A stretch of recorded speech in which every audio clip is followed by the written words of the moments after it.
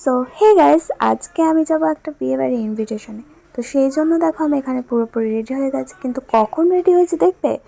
দেখো এখন বাজে 10টা বাজে 10 মিনিট। তো কি আর করা যাবে, আমি তো লেট।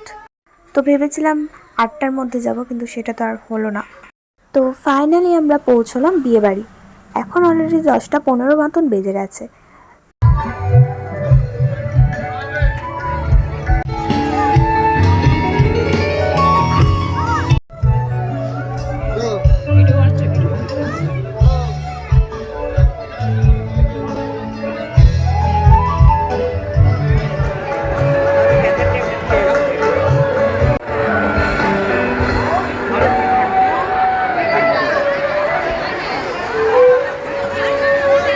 বেশ কিছুক্ষণ ঘোরাঘুরির পর এবার আমরা চলে গেলাম স্টার্টারের দিকে।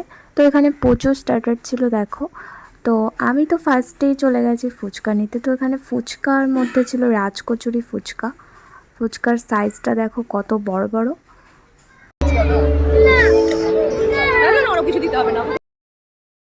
তো দেখো আমি এখানে বলছিলাম এত বড় আমি খেতে পারবো না।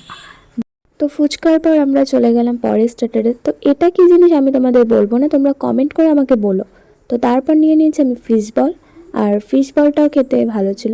আর আমরা এমন টাইমে বিয়ে বাড়ি গেছি যে সব স্টার্টার শেষ হয়ে গেছিলো।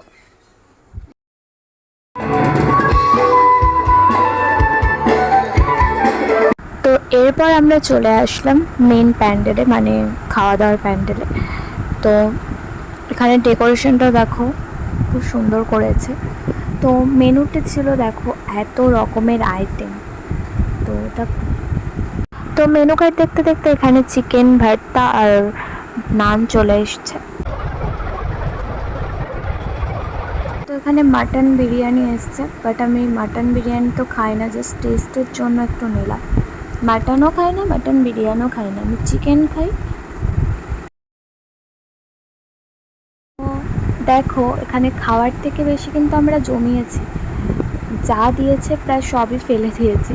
তো লাস্ট পাতে এখানে চাটনি পাঁপড় আর মিষ্টিটা কিন্তু আমি ছাড়বো না। মিষ্টিটা আমার মানে খুবই ফেভারিট একটা জিনিস। যাই খাই না কেন মিষ্টিটা কিন্তু আমি সব জায়গা থেকে খেয়েই আসি।